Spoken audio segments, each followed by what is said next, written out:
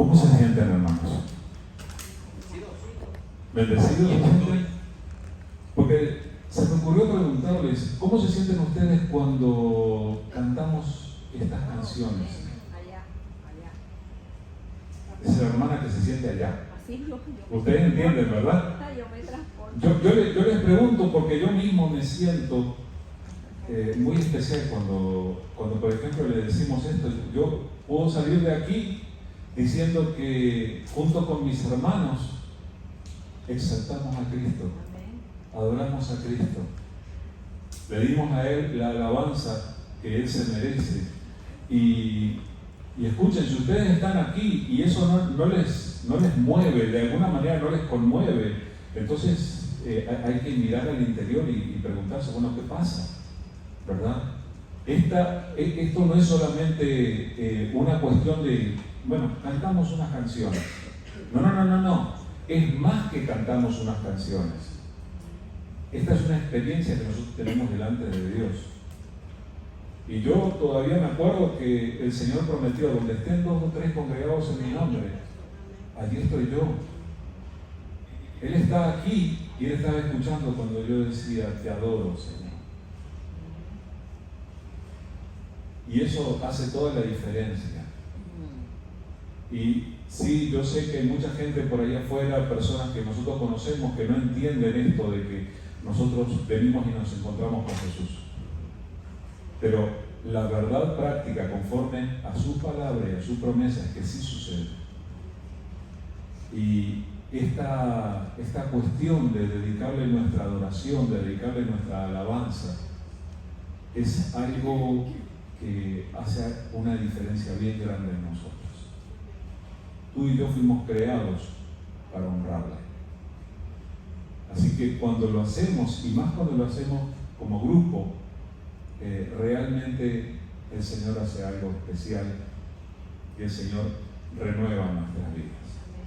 Ahora, los cristianos muchas veces hablamos de cambios. ¿Usted ha cambiado? Algunos vamos a decir, bueno, soy una obra en proceso. Porque hay veces que sí hay algunas cosas que han cambiado en nosotros, pero hay otras que, bueno, que están ahí, ¿verdad? Con las que tenemos ciertas luchas o que reconocemos que necesitamos cambiar. Pero el hecho es que la persona que le entrega su corazón a Cristo y hace un compromiso para vivir con Él, de aquí a la eternidad, verdaderamente experimenta un cambio. Hay cambios que se producen en nosotros. Y entonces nosotros tenemos que empezar a preguntarnos, bueno, ¿cómo se están manifestando estos cambios en mi vida? ¿Será que yo cambié para algo? ¿O será que, bueno, solamente, supuestamente, como dice la gente, cambié de religión y bueno, es que escucho otro tipo de mensaje nada más? No es cuestión solamente de escuchar otro tipo de mensaje o de ir a cierta iglesia con cierto título, sino que se trata de un cambio auténtico y real que el Señor produzca en la vida de los que creemos en Él. Justamente por eso es que yo quería recordarles estas palabras del profeta Jeremías, donde anuncia un cambio que va a haber. Ustedes saben que Jeremías vivió en el tiempo del Antiguo Testamento. De hecho, a él le tocó vivir cuando estaba terminando la época del reino en Israel y los israelitas están siendo invadidos por ejércitos extranjeros y llevados cautivos a otros lugares. Entonces le tocó vivir un tiempo bastante difícil. Pero justamente en ese tiempo Dios quiere revelar por medio de Jeremías lo que Él va a hacer más adelante. Y fíjense lo que dice esto que les estoy leyendo, es Jeremías 31, del 31 al 34. Dice Jeremías 31, del 31 al 34. He aquí que vienen días, dice Jehová, en los cuales haré nuevo pacto con la casa de Israel y con la casa de Judá. No como el pacto que hice con sus padres el día que tomé su mano para sacarlos de la tierra de Egipto, porque ellos invalidaron mi pacto, aunque yo fui un marido para ellos, dice Jehová. Pero este es el pacto que haré con la casa de Israel después de aquellos días, dice Jehová. Daré mi ley en su mente y la escribiré en su corazón. Y seré a ellos por Dios y ellos me serán por pueblo. Y no enseñará más ninguno a su prójimo ni ninguno a su hermano diciendo, conoce a Jehová, porque todos me conocerán, desde el más pequeño de ellos hasta el más grande, dice Jehová. Porque perdonaré la maldad de ellos y no me acordaré más de su pecado. Estas palabras yo creo que son tremendamente importantes y hacen una distinción bastante grande. Ustedes se dan cuenta que aquí Dios es el que está hablando y dice, de hecho, el versículo 31 dice Jehová, o sea, menciona quién lo está diciendo y dice, ¿qué es lo que dice Dios? Dice, vienen días en los cuales haré un nuevo pacto. Nosotros cantamos, entre las canciones cantamos, Dios de pactos que guardas tus promesas. Ustedes saben lo que es un pacto, es un acuerdo entre dos personas. Hay algunos de nuestros pactos los expresamos llevando un anillo en el dedo. Ese es uno de los pactos que hacemos, el pacto matrimonial, ¿verdad? Y hacemos pactos muchas veces con muchas personas. De hecho, algunos de los pactos que hacemos, hermanos, yo los conozco, yo sé que viene todo ese escrito así de largo, con letra pequeña, y nosotros le ponemos la firma y la fecha y ni siquiera lo leímos. Esos son algunos de los pactos que hacemos. Pactos comerciales, pactos de información y todo eso. Los seres humanos vivimos haciendo pactos unos con otros. Pero aquí estamos hablando de un pacto con Dios. Y en este pasaje habla de un nuevo pacto. Haré nuevo pacto, dice Dios, con sus hijos, con los suyos. O sea que hubo un pacto antiguo. En este pasaje tenemos que reconocer que hubo un convenio anterior y luego habla de un nuevo pacto. ¿Qué pasó con el antiguo pacto? Dice, no como el pacto que hice con sus padres el día que tomé su mano para sacarlos de la tierra de Egipto. ¿Por qué?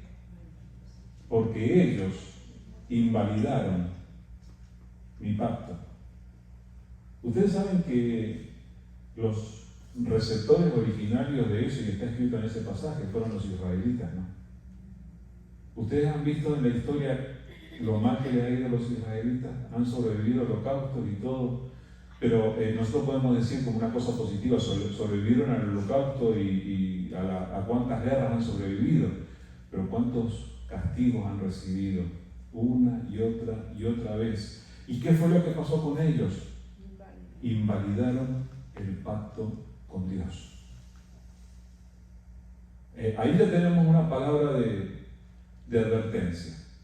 Si nosotros hacemos un pacto con Dios, no se nos ocurre invalidarlo porque nos va a ir mal. Nosotros tenemos que, una vez que establecemos un pacto con Dios, cumplir con nuestra parte. Ahora, aquí dice, ellos invalidaron el pacto, aunque yo fui un marido para ellos, dice Jehová. No está hablando de casarse literalmente, pero está utilizando la figura del matrimonio como la cuestión de compromiso firme, de fidelidad. Dios fue fiel, Dios no quebrantó el pacto, pero ellos sí lo quebrantaron. Y por eso ahora Dios se propone hacer un pacto nuevo. Aquel pacto no funcionó y Dios propone hacer un pacto nuevo. Pero este es el pacto que haré con la casa de Israel después de aquellos días, dice Jehová. Daré mi ley en su mente y la escribiré en su corazón, y yo seré a ellos por Dios y ellos me serán por pueblo. Miren qué interesante. En el nuevo pacto, conforme al nuevo convenio que Dios se propone establecer con la gente, y yo les adelanto, y ustedes lo saben, este es el pacto que Dios hizo con las personas que creen en Jesús. Es el pacto del que Jesús, la noche anterior a su crucifixión, habló con sus discípulos y durante la cena dice: esta copa es el nuevo pacto en mi sangre. ¿Se acuerdan de eso, verdad? Es algo que recordamos en cada celebración de la Cena del Señor. Bueno, justamente este pacto que fue sellado por la sangre de Jesús, aquí dice que es un pacto conforme al cual Él da su ley, pero ya no da la ley en papel o en tablas de piedra como fue originalmente, sino que Él da la ley suya en la mente, dice, y la escribiré ¿dónde? En su corazón. O sea, si tú creíste en Jesús, si tú estableciste este pacto con Dios, sellado por la sangre de Jesucristo, que fue sacrificado cargando con tus culpas y pecados, si tú creíste en Él y sellaste con Dios este pacto, dice conforme a este pacto, a este convenio, que la ley de Dios ha sido escrita en tu mente y en tu corazón. Este es el nuevo pacto que Dios hace. Conforme al antiguo pacto, ¿dónde estaba la ley? Estaba escrita afuera. Estaba en tablas de piedra, o más adelante, cuando ya no fueron tablas de piedra, estuvo en papiros, estuvo en papel, estuvo en libros, ¿verdad? Ahora, nosotros somos de los que abrimos la Biblia todo el tiempo, pero aquí dice que Dios establece un pacto con nosotros en el que cambia nuestra manera de pensar y que obra en lo profundo de nuestro corazón, al punto que dice, ya no va a enseñarle más ninguno al otro diciendo, conoce a Dios, porque todos me van a conocer. Y esto es grande, gente. Estamos hablando del creador del universo, estamos hablando del que todo lo puede. Y Él se place de ser conocido por nosotros, y todavía hay un detalle de pertenencia. Seré a ellos por Dios, tú puedes decir, Él es mi Dios, y ellos me serán por pueblo. Él puede decir, ellos son mi pueblo. Eso es algo grande. Ahora, ¿cómo se produce esto? Durante mucho tiempo, la gente se dejó regir por lo que tenía que ver con los libros, con la página escrita, con lo que estaba fuera de ellos. Y sin embargo, este texto indica que Dios quiere obrar ya desde dentro ahora, desde dentro del corazón de cada uno de nosotros. Entonces, ¿qué pasa con lo escrito? ¿Ya no sirve? Ustedes saben que en el Nuevo Testamento hay toda una discusión con respecto a esto. Al antiguo pacto del que habla allí en Jeremías se le llama la ley. Y el nuevo pacto se sabe que es por medio de la fe en Jesús, ¿verdad? Y hay una gran discusión porque había mucha gente que quería seguir imponiéndole a los demás que tenían que cumplir literal y linealmente cada ley escrita en la Biblia. Si fuera por eso, hermano, discúlpenme, pero sacamos el cuerpo de la dieta de todos ustedes. Yo sé que a algunos les agrada, pero cosas como esas tendrían que cambiar. Ahora, lo que la palabra dice allí es que ahora Dios escribe su ley en nuestra mente y en nuestro corazón. Y eso establece todo el cambio. Miren, les quiero leer estas palabras del Nuevo Testamento. Esto está escrito en Gálatas capítulo 3, para que nosotros entendamos cómo funciona esto y cuál ha sido el propósito o el beneficio del antiguo pacto en la vida de los creyentes. Gálatas capítulo 3, versículo 19 en adelante, dice: entonces, ¿para qué sirve la ley? Fue añadida a causa de las transgresiones, hasta que viniese la simiente a quien fue hecha la promesa y fue ordenada por medio de ángeles en mano de un mediador, y el mediador no lo es de uno solo, pero Dios es uno. Luego, ¿la ley es contraria a las promesas de Dios? En ninguna manera, porque si la ley dada pudiera vivificar, la justicia fuera verdaderamente por la ley.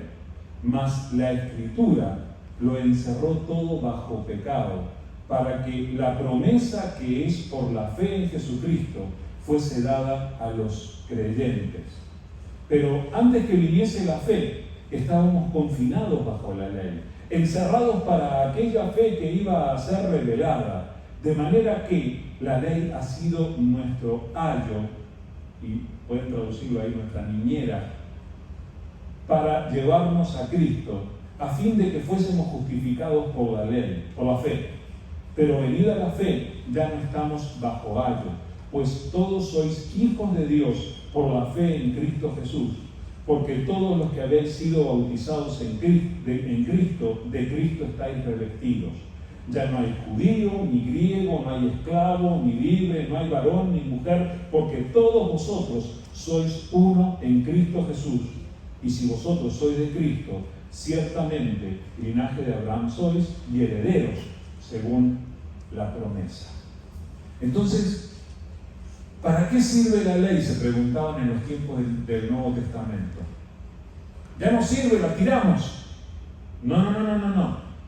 La ley fue una especie de niñera que tuvo la facultad de llevarnos para que reconozcamos nuestra necesidad de un Salvador, que es Jesús. ¿Saben qué hizo la ley? La ley dejó bien claro cuáles son todos nuestros pecados, cuáles son todas nuestras faltas, cuáles son todas esas cosas que tantas veces hacemos mal y en las que nosotros fallamos. Miren, para añadirle un poquito a eso, les leo unos versículos de Romanos capítulo 7. Romanos 7, del 7 en adelante, dice: ¿Qué diremos pues? ¿La ley es pecado? En ninguna manera. Pero yo no conocía el pecado, sino por la ley. Porque tampoco conociera la codicia si la ley no dijera, no codiciarás. Mas el pecado, tomando ocasión por el mandamiento, produjo en mí toda codicia, porque sin la ley el pecado está muerto. Y yo, sin la ley vivía en un tiempo, pero venido el mandamiento, el pecado revivió y yo morí. Y hallé que el mismo mandamiento que era para vida, a mí me resultó para muerte, porque el pecado, tomando ocasión por el mandamiento, me engañó y por él me mató. De manera que la ley a la verdad es santa y el mandamiento santo, justo y bueno. ¿Para qué sirvió la ley? Para que yo supiera que está mal codiciar. Para que a mí me quedara claro que todo eso que se produce en mi vida, que muchas veces se manifiesta en mis palabras, en mis acciones, en mis decisiones, lo estoy haciendo en contra de los principios y valores de Dios. Esa virtud tiene la ley. Y miren, Dios hizo una inversión bastante grande para que la ley llegara a los humanos. Dice que fue revelada por medio de ángeles, de que hubo una intervención poderosísima de Dios para que entendiéramos esto.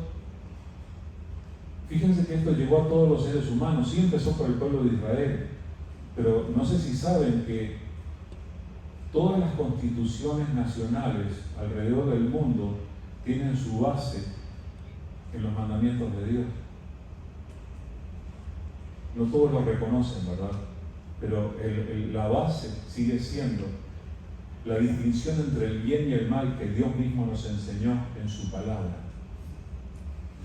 Todos sabemos que no está bien matar, ¿verdad? Todos sabemos que la mentira no es algo bueno.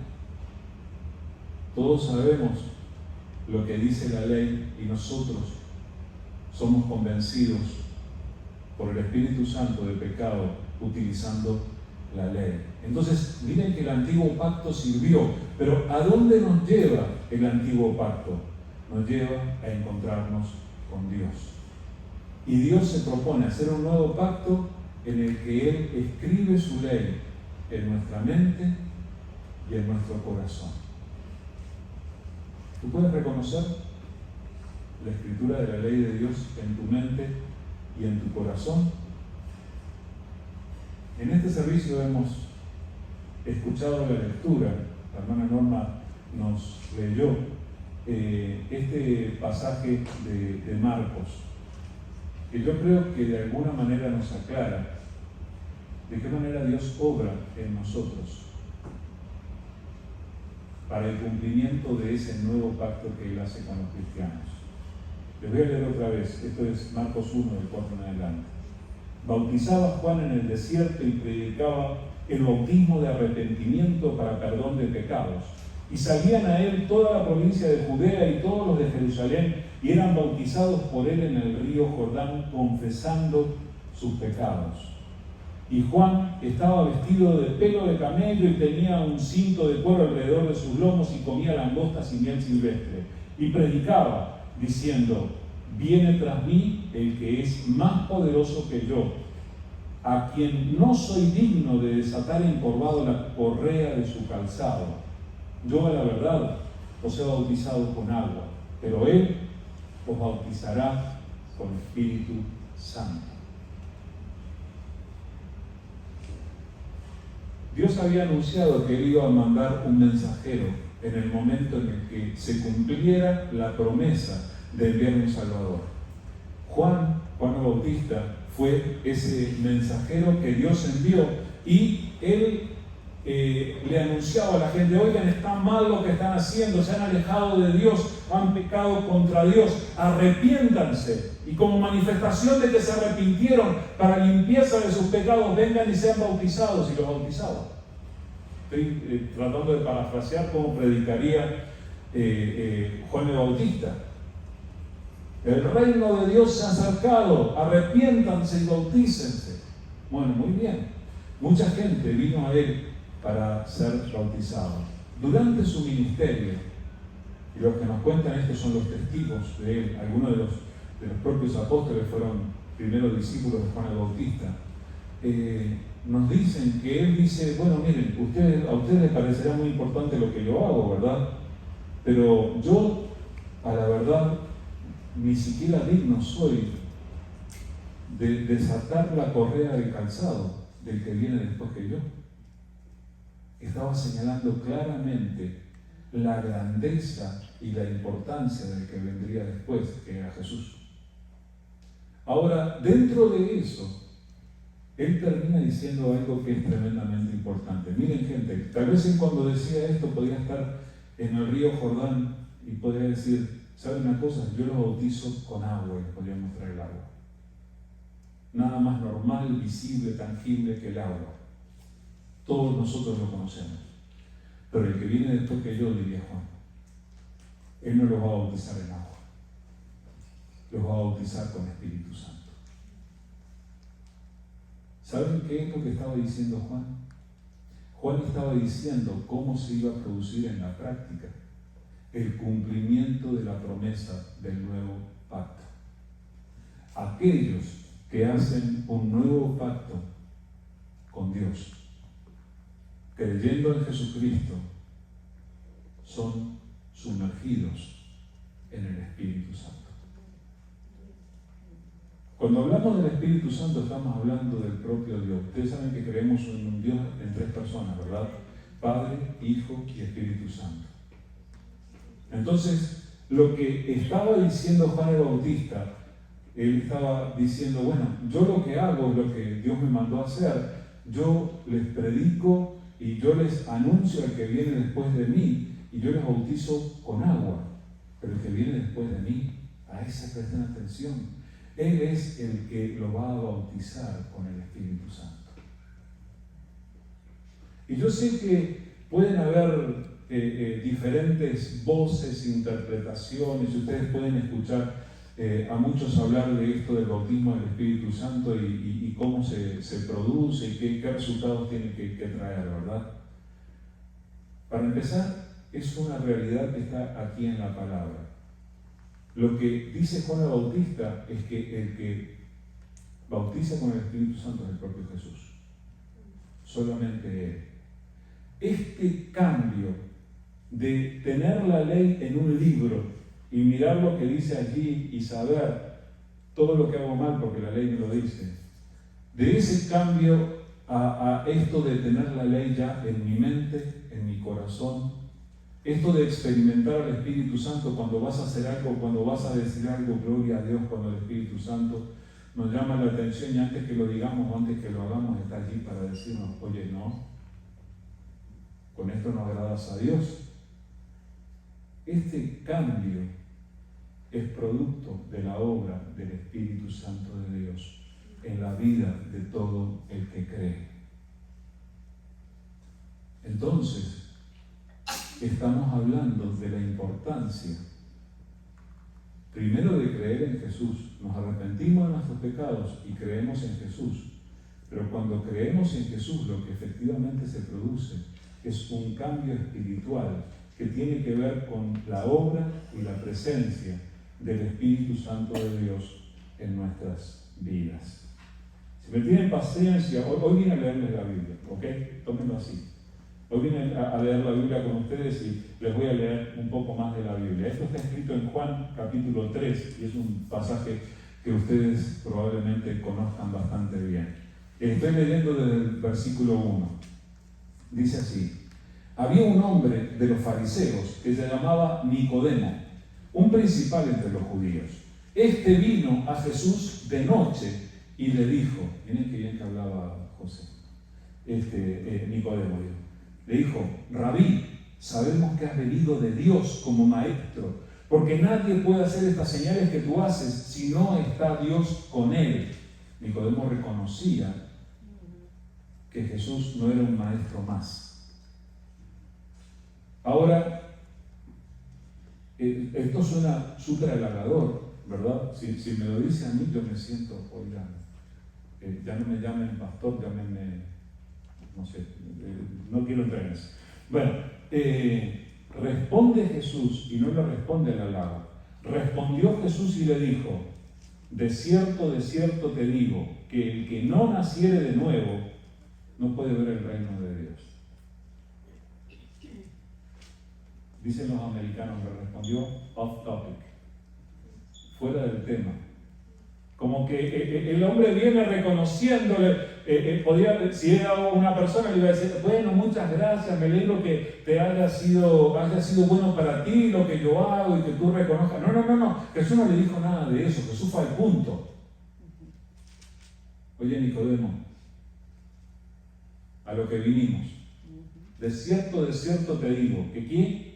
Que el que no naciere de nuevo no puede ver el reino de Dios. Y ahí ya nosotros tenemos que abrir nuestros ojos y preguntarnos, ¿yo nací de nuevo?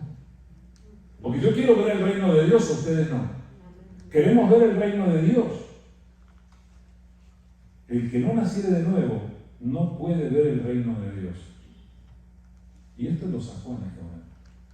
Nicodemo, versículo 4. Nicodemo le dijo, ¿cómo puede un hombre nacer siendo viejo? Oigan, mírenme a mí, mido 6'3", peso como no sé cuántas libras, ya perdí la cuenta. ¿Se imaginan mi pobre madre? Mi madre era así. Pobrecita, la destruyo. ¿Cómo hago para nacer de nuevo? Esa es la pregunta, perdón por la palabra, pero la pregunta idiota que se le ocurrió hacer a Nicodemo en ese momento. ¿Cómo se le ocurre decir semejante cosa?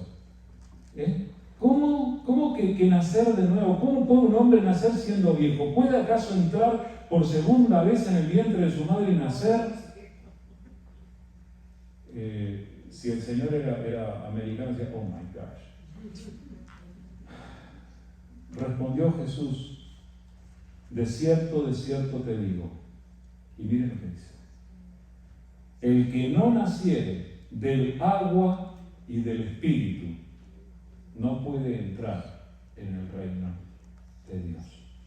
Otra vez, Jesús está hablando del asunto de entrar en el reino de Dios, ¿verdad?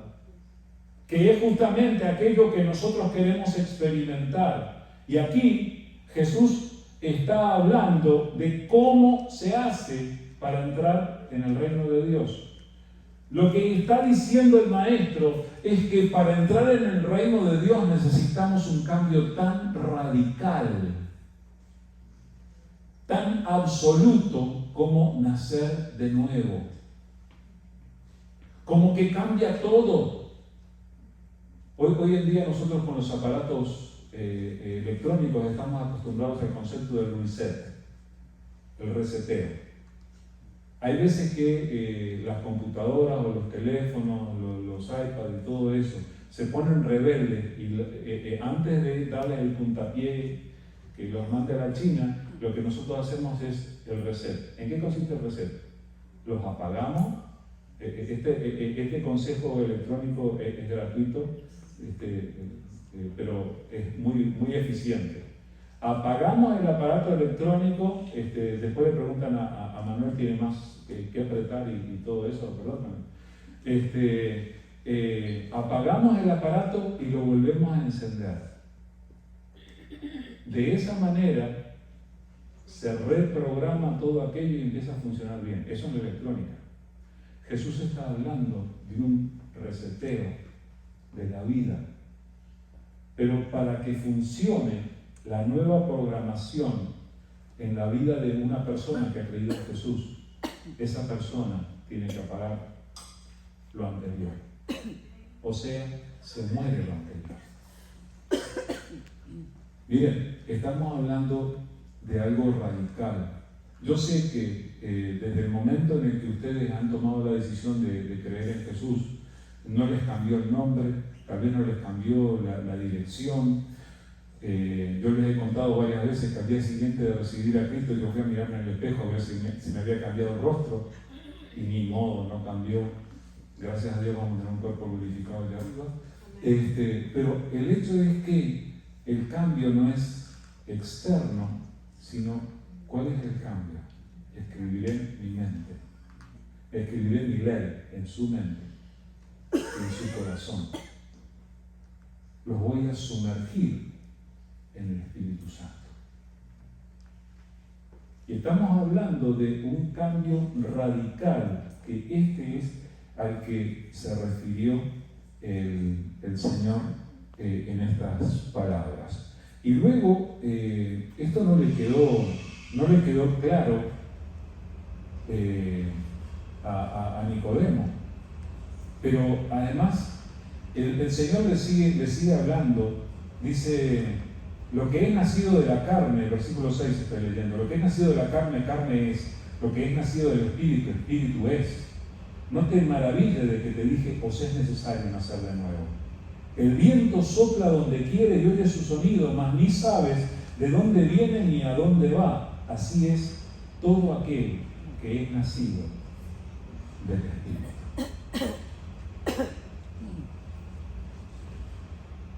Esta comparación con el viento, ustedes saben que en griego en realidad la palabra espíritu y la palabra viento es la misma, pneuma.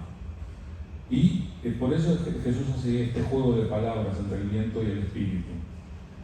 Pero dice el viento, a ver, piensa por un momento en el viento. El viento escucha su sonido, puedes ver sus efectos, pero tú no sabes de dónde viene el viento ni a dónde va. Tú no tienes manera de medirlo, no lo puedes encasillar.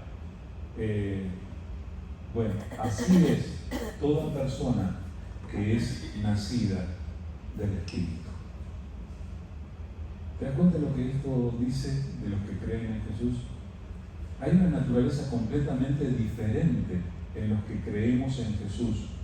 Y el Señor quiere que nosotros reconozcamos eso. Estamos hablando de que el propio Espíritu de Dios, aquel que estuvo en el momento de la creación, aquel que inspiró la escritura de la palabra, aquel que intervino para el nacimiento del propio Cristo Jesús, este mismo Espíritu de Dios es el que está obrando en nuestra vida. No nos vamos a poner vanidosos y salir a decirle a la gente, oigan, en mí está obrando el Espíritu Santo. Pero lo que tenemos que hacer es reconocer que sí, en la vida de aquellos que creen en Jesús, en ellos el Espíritu Santo está obrando. Nicodemo dice, ¿y esto cómo puede hacerse? Y el Señor le pasa un buen regaño. Mira el maestro. Tú eres el maestro y no sabes estas cosas. ¿Cómo vas a entender? Ustedes saben que a continuación de este pasaje viene aquella declaración universal de la salvación que todos conocemos. Pero antes de llegar a eso, dice versículo 13, nadie subió al cielo sino el que descendió del cielo, el Hijo del Hombre, está hablando de sí mismo Jesús, que está en el cielo. Y como Moisés levantó la serpiente en el desierto, así es necesario que el Hijo del Hombre sea levantado, para que todo aquel que en él cree no se pierda, mas tenga vida eterna.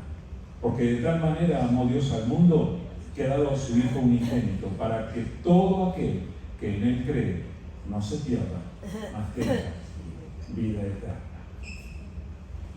Qué tímidos que son, porque ese versículo la mayoría de ustedes me lo pueden haber repetido junto conmigo. Pero fíjense lo que está diciendo. Jesús está diciendo cómo se produce este cambio de que una persona nazca del agua y del Espíritu. ¿Cómo se hace? Así como Moisés levantó la serpiente en el desierto, así es necesario que el Hijo del Hombre sea levantado. ¿Cómo fue levantado el Hijo del Hombre? En una cruz. Fue levantado en un evento que es conocido a nivel mundial como parte de la historia, y todos los seres humanos sabemos aquello de la crucifixión de Jesucristo. Así como Moisés levantó la serpiente en el desierto, es necesario que el Hijo del Hombre sea levantado. ¿Para qué? Para que todo aquel que en él cree no se pierda, sino que tenga vida eterna. Y esto lo hizo Dios por amor a nosotros. Entonces, hoy en día usted le puede preguntar a alguien, oye, ¿tú naciste de nuevo? Si no has nacido de nuevo, déjame contarte cómo puedes hacer. Pero prepárate, porque este es un cambio radical, no es que luego a la semana siguiente vas a querer cambiar otra vez, sino que el nuevo nacimiento es de una vez y para siempre, para vivir una nueva vida en Cristo. Así que, hermanos, necesitamos experimentar este cambio radical y que se quede en nuestras vidas. Y tenemos que reconocer la obra que el Espíritu Santo de Dios está haciendo en nuestras vidas. Ahora, quiero terminar leyéndoles este pasaje de Hebreos. Esto es Hebreos 3, del 7 en adelante. Hebreos capítulo 3, del 7 en adelante, dice así: por lo cual, como dice el Espíritu Santo, si oyereis hoy su voz, no endurezcáis vuestros corazones, como en la provocación, en el día de la tentación en el desierto, donde me tentaron vuestros padres, me probaron y vieron mis obras 40 años, a causa de lo cual me disgusté con esa generación, y dije, siempre andan vagando en su corazón y no han conocido mis caminos. Por tanto, juré en mi ira, no entrarán en mi reposo. Mirad, hermanos, que no haya en ninguno de vosotros corazón malo de incredulidad para apartarse del Dios vivo.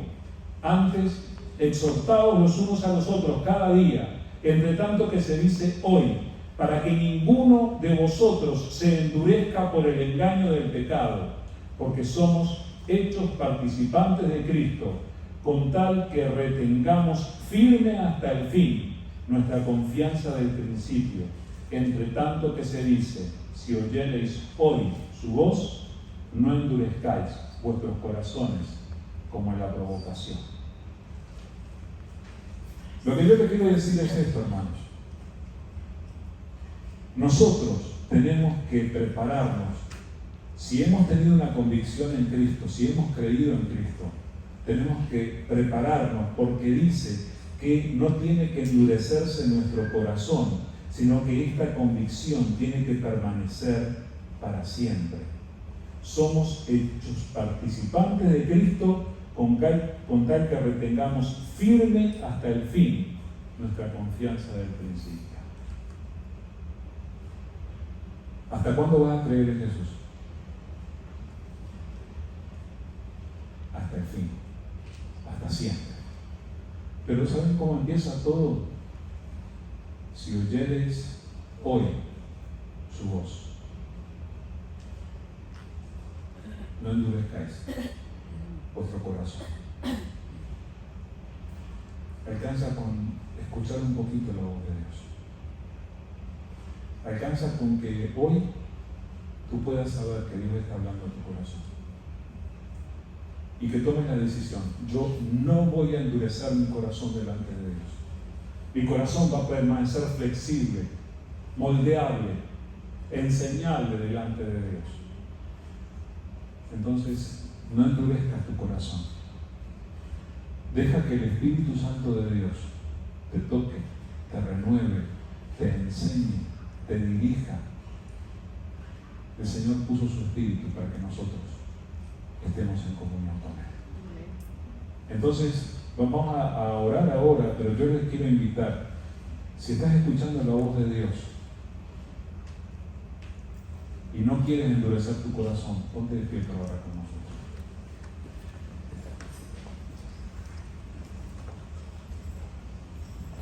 Amado Dios, aquí estamos delante de ti, Señor. Señor, queremos reconocer la inmensa y poderosa obra que tú estás haciendo en nuestras vidas. Y Señor, tú has tenido tanta misericordia de nosotros al permitirnos entender el mensaje de salvación. Señor, reconocemos que no hay salvación en otro que no sea Jesús. Esto es algo que hay mucha gente que no entiende, Señor, y tú sabes, Padre. Pero, Señor, gracias por haber abierto nuestro entendimiento para que nosotros comprendamos que solamente hay salvación en Jesús. Pero, Señor, hoy estamos reflexionando en lo que dices en tu palabra, y dices que a los que creen, a los que haces tus hijos, tú los sumerges en tu espíritu, y tu espíritu viene a obrar en cada área de la vida de aquellos que creen. Señor, aquí estamos reconociendo que hemos escuchado tu voz, y delante de ti queremos hacer el compromiso de no endurecer nuestro corazón. Señor, por favor, perdónanos aquellas ocasiones en las que te hemos escuchado y hemos seguido adelante endureciendo nuestro corazón y sin hacer caso a tu palabra. Perdónanos, Señor, y ayúdanos para que esta vez nosotros seamos fieles y podamos aplicar tu palabra y podamos ponerla en práctica. Señor, gracias por hablar una vez más en nuestro corazón. Gracias por la obra que tu Espíritu Santo está haciendo en nuestras vidas. Queremos, Señor, alegrarnos en tu obra y dar fruto abundante de lo que tú haces en nosotros. Señor, que tu Espíritu siga obrando, no solamente en el tiempo en el que estamos reunidos, sino que obra en nosotros poniendo sed de ti, Señor, de tal manera que tengamos que en algún momento del día volver a abrir la Biblia, volver a acercarnos a ti en oración. Señor, que podamos vivir así cada día en comunión contigo. Señor, ministra en el hogar de cada uno de nosotros, en la situación que cada uno de nosotros vive. Ponemos todo en tus manos y te rogamos que tú nos ayudes y nos dirijas conforme a los planes que tú tienes. A ti te damos toda la gloria, toda la alabanza.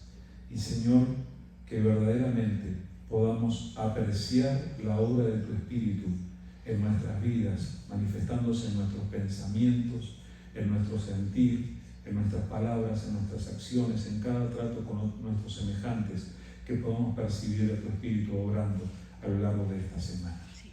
A ti te damos la gloria y la alabanza, en el nombre de Jesús. Amén, Señor. Pedí oración por mi papá, que anoche se puso muy mal de sus piernas y